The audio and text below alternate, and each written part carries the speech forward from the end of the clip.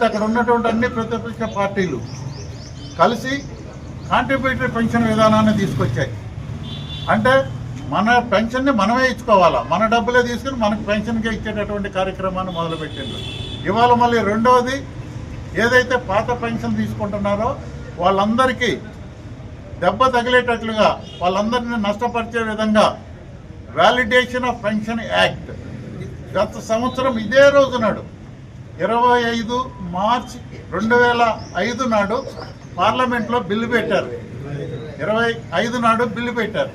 అయితే ఆ బిల్లు ఇంకా పాస్ కాకుండా మనం ఇప్పుడే వ్యతిరేకించినట్లయితే కనుక దాన్ని విత్డ్రా చేసుకుంటారనేటటువంటి ఆలోచనతోటి ఈనాడు దేశవ్యాప్తంగా పెన్షనర్లందరూ కూడా ఉద్యమాన్ని నిరసన తెలియజేస్తూ ప్రభుత్వానికి వ్యతిరేకంగా మెమరాండం ఇవ్వటం జరుగుతున్నది. మరి ఈ విధానాన్ని కనుక అమలు చేసినట్లయితే వచ్చేటటువంటి నష్టం ఏంటంటే, ఈ రోజు నాడు ఎప్పుడైతే ఒక ఉద్యోగి రిటైర్ అయితే ఆ రిటైర్ అయినటువంటి రోజు నాడు ఎంతైతే పెన్షన్ వస్తుందో జీవితాంతం అదే పెన్షన్ తోటి అతను ఉండాల్సినటువంటి ఇదే ఏర్పడుతుంది. మరి అటువంటప్పుడు ఒక రిటైర్ అయినటువంటి ఉద్యోగి ఏజ్ పెరిగిన కొద్దీ మెడికల్గా అనేక రకమైనటువంటి సమస్యలు వస్తాయి. అతనికి పెన్షన్ పెరగకపోతే కనుక బతకడానికి కూడా కష్టమైనటువంటి పరిస్థితి ఉంటుంది. అంటే ఒక రకంగా ప్రభుత్వాలు ఈ ఏజ్ పెరిగినటువంటి రిటైర్ అయినటువంటి వాళ్ళందరినీ ఆటోమేటిక్ ఏదో స్లో పాయిజన్ ఇచ్చి చంపేసినట్టుగా మనకు కూడా ఏదో స్లోగా మన జీతాలు కట్ చేసుకుంటూ మన పెన్షన్ కట్ చేసుకుంటూ వీళ్ళందరికీ వీళ్ళే వదిలిపెట్టిపోతారులే అనే పద్ధతిలో ఏదైతే వ్యవహరిస్తుందో దాన్ని మేము పూర్తిగా వ్యతిరేకిస్తున్నాము. ఈ పెన్షన్ వ్యాలిడేషన్ పెన్షన్ యాక్ట్ని ఇమ్మీడియట్గా విత్డ్రా చేసుకోమని చెప్పి అట్లా ప్రభుత్వం ప్రకటించాలని చెప్పి కోరుకుంటూ ఈనాడు నిరసన తెలియజేస్తున్నాం. తర్వాత మన దురదృష్టం మనం రోడ్డు మీద రావడం అనేది, ఈ 61 సంవత్సరాల తర్వాతనే పెన్షన్ వస్తుంది అందరికీ.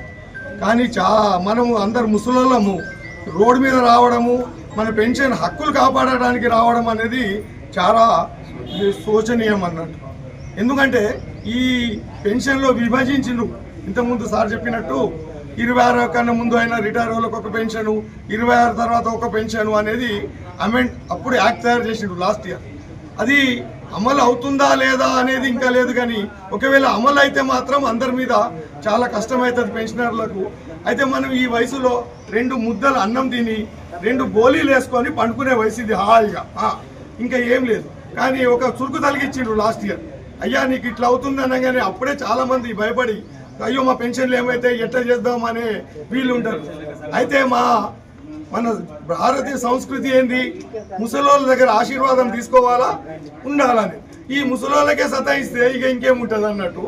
ఇక్కడి నుంచి మేము మోదీ గారికి కోరేది ఒకటే, ఇప్పుడు వినతి పత్రం కూడా దానికోసం ఇచ్చినాం. మీరు లాస్ట్ ఇయర్ ఏదైతే యాక్ట్ చేసిండ్రో అది ఇప్పుడు అబెన్స్లోనే ఉంది, అట్లనే ఉంచండి అని ఇక్కడి నుంచి కోరడం జరిగింది. ఈ కార్యక్రమానికి వచ్చిన అందరికీ ఒకసారి ధన్యవాదాలు చెప్తాను.